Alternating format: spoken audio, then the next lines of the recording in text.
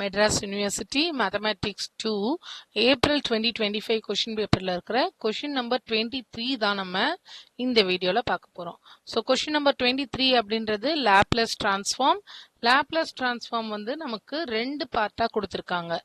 A, B அப்படின்னு கொடுத்திருக்காங்க. நமக்கு யூனிட்டே வந்து லாப்லாஸ் ஒரு டாபிக்காவும் லாப்லாஸ் இன்வர்ஸ் ஒரு டாபிக்காவும் இருக்கும்.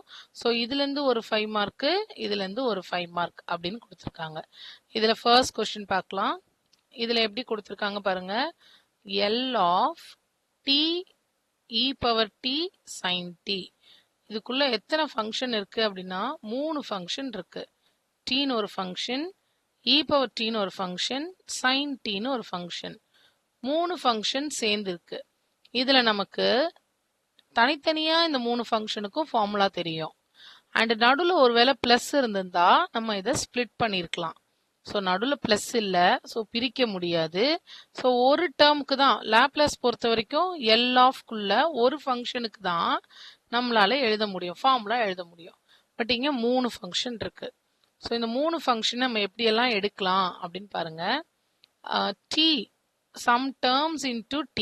So L of t into f of t அப்படின்னா இந்த tன்றது வந்து differentiation. t power 1னா ஒரு தடவை differentiate பண்ணுங்க அப்படின்னு அர்த்தம்.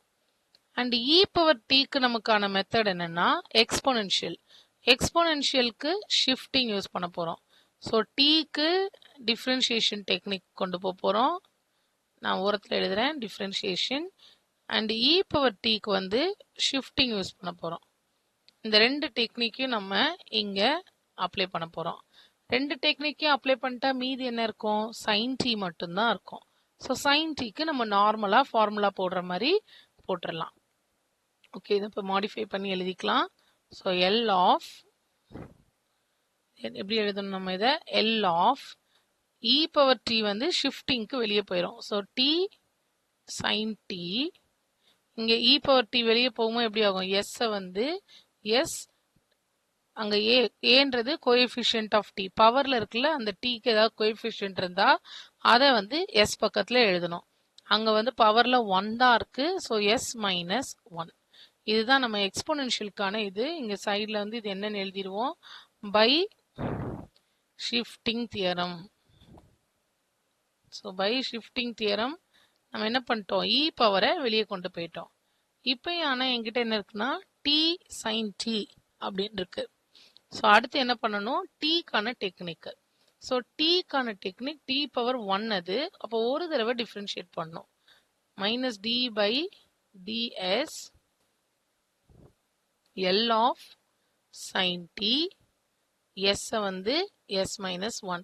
இது நான் எது வரைக்கும் கொண்டு போகணும்னா எப்போ ரீப்ளேஸ் பண்ணுறனோ அது வரைக்கும் நான் இதை ப்ராக்கெட் கீழே எழுதிட்டே வரணும். ப்ராக்கெட்டோட ஒட்டி இது கீழே எழுதணும் நம்ம சஃபிக்ஸு. இப்போ இந்த டீயை தான் நான் வெளியில் வந்து டிஃப்ரென்ஷியேஷன் எழுதியிருக்கேன். ஒருவேளை டி பவர் 2ன்னு இருந்ததுன்னா நான் வந்து என்ன எழுதியிருப்பேன்? D square by ds square பாசிட்டிவாக எழுதியிருப்போம். ஆட் டேர்ம்னா நெகட்டிவ், ஈவன் டேர்ம்னா பாசிட்டிவ். டீயை தான் இப்படி எழுதிட்டோம். ஸோ இப்போ ரெண்டையும் வெளியே எடுத்துட்டோமா? இ பவரையும் வெளியில் எடுத்துட்டோம், டீயையும் வெளியில் எடுத்துட்டோம். இப்போ ஃபார்முலா அப்ளை பண்ணலாம். L of sine t apply பண்ணலாம். So minus d by ds. L of sine டியோட ஃபார்முலா என்ன? எல் ஆஃப் சைன் ஏடியோட formula it's a by s square plus a square. ஏன்றது coefficient of t. So sine t அப்படின்னா ஏயோட place 1. நான் என்ன எழுதணும்? 1 divided by s square plus 1 square. S இருக்கிற இடத்த எஸ் மைனஸ் 1ன்னு ரீப்ளேஸ் பண்ணோம்.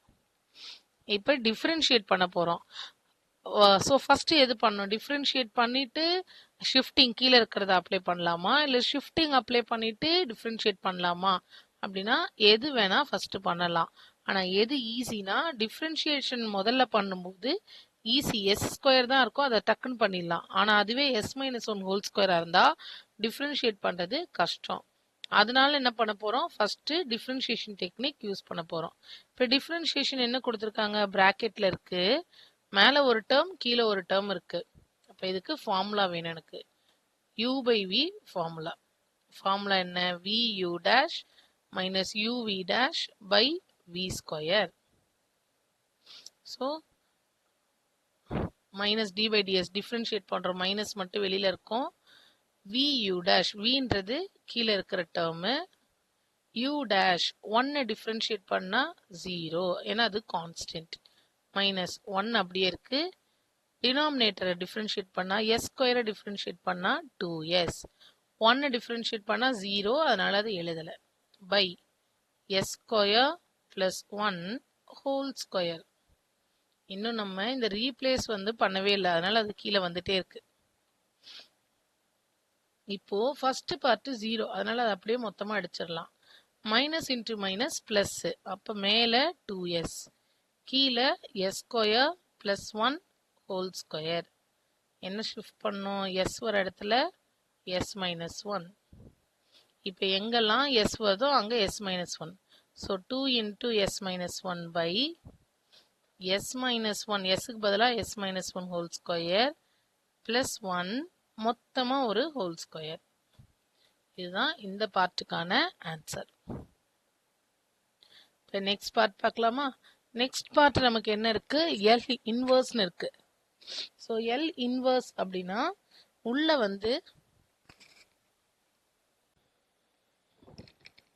ஸோ எல் இன்வர்ஸ் கொஸ்டின்ல நமக்கு என்ன இருக்குன்னா 1 by s square s plus 1 இருக்கு.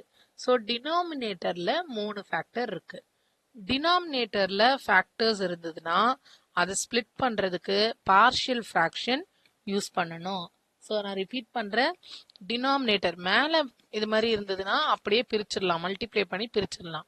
பட் கீழே வரும்போது நான் என்ன பண்ணணும், பார்ஷியல் ஃப்ராக்ஷன் அப்ளை பண்ணி ஸ்பிளிட் பண்ணணும். ஸோ பார்ஷியல் ஃப்ராக்ஷன் எதுக்கு அப்ளை பண்ணணும், பிராக்கெட் குள்ள இருக்கிறதுக்கு அப்ளை பண்ண போறோம். So 1 by s square into s plus 1. S ஸ்கொயர்ல 2 ஃபேக்டர் இருக்கு, ஏன்னா பவர் 2. அடுத்தது எஸ் பிளஸ் 1ன்னு ஒரு தனியா ஒரு ஃபேக்டர் இருக்கு.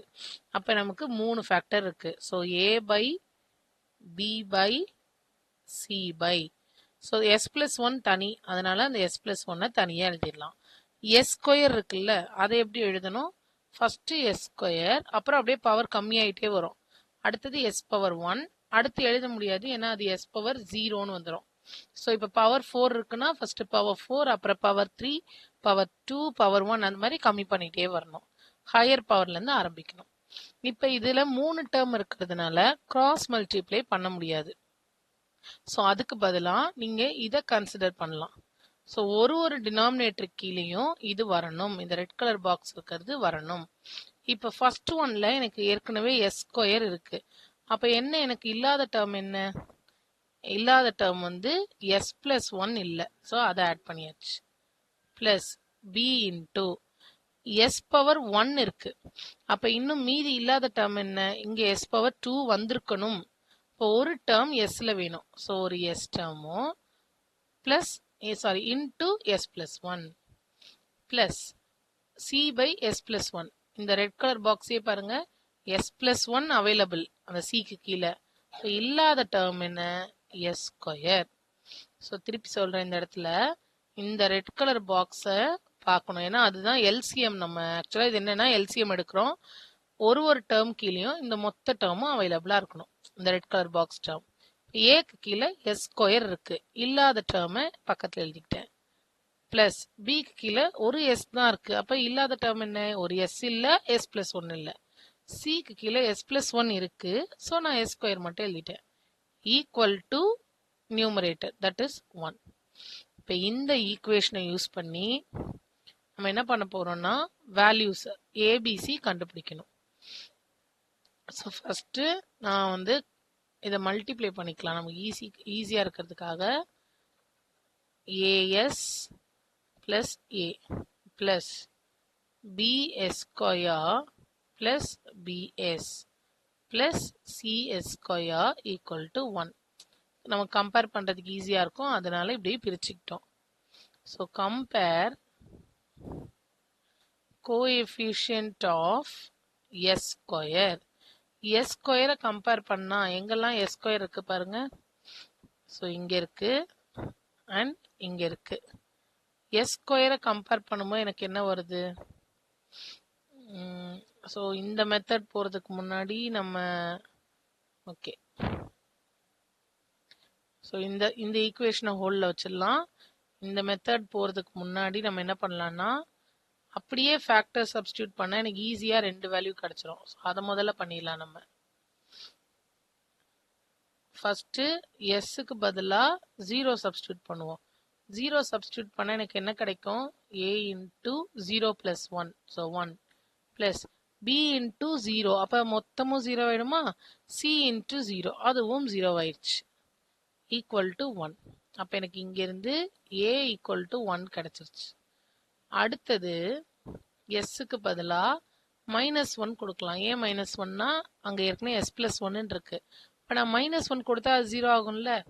ஸோ அப்போ a பக்கத்தில் -1 + 1 0, b பக்கத்துலையும் -1 + 1 0, cக்கு s², so -1 whole square equal to 1. இங்கேருந்து c ஈக்குவல் டு 1 தெரிஞ்சிருச்சு. இப்போ எனக்கு அடுத்து b வேணும். bக்கு மட்டும் நான் கம்பேர் கோஎஃபிஷியன்ட் ஆஃப் s² போட்டுக்கலாம். ஏன்னா b பக்கத்தில் s² தான் இருக்கு. Compare s². ஏல s² கிடையாது, பியில் s² இருக்கு, சியில் s² இருக்கு, இந்த பக்கம் s² இல்லை. ஸோ 0. சியோட value 1. So b + 1 equal to 0 அப்படின்னா b equal to -1.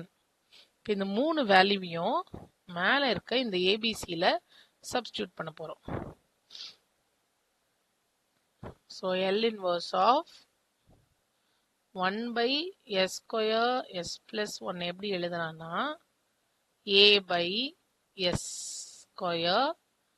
b/s + c/s + 1. So a ஓட வேல்யூ 1, ஸோ 1/s². b ஓட வேல்யூ -1, b ஓட வேல்யூ -1/s. c ஓட வேல்யூ 1, 1/s + 1. இது வந்து L இன்வர்ஸில் இதுக்கு L இன்வர்ஸ் அப்ளை பண்ண போகிறோம். So L inverse of 1/s² minus L inverse of 1/s plus L inverse of 1/s + 1. இப்போ ஃபார்முலாக்கு போயிடுவோமா? ஃபார்முலா என்ன? L inverse of 1/s power n அப்படின்னா formula என்ன வந்திருக்கும் நமக்கு?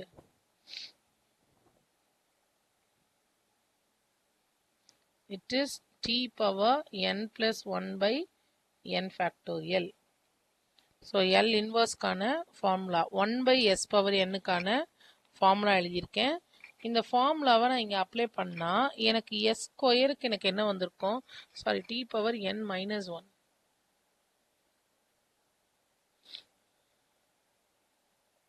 Okay, t power n - 1/n - 1 factorial இதுதான் நம்மளோட ஃபார்முலா. இப்போ இந்த ஃபார்முலாவை நான் இங்கே அப்ளை பண்ணும்போது ஃபர்ஸ்ட் டேர்முக்கான ஆன்சர் என்னவா இருக்கும்? இது formula L inverse of 1/s². So என்னோட வேல்யூ 2. அப்போ t power 2 - 1ன்றது 1/1 ஃபேக்டோரியல். அடுத்தது minus L inverse of 1/s. 1/s ஓட value it is constant, so அது 1 தான் நமக்கு. Plus L inverse of 1/s + a. s + a ஓட formula e power -at, so அது -t. So இதோட ஃபைனல் ஆன்சர் வந்து நமக்கு t power 1னா 1 தான், அதனால t - 1 + e power -t.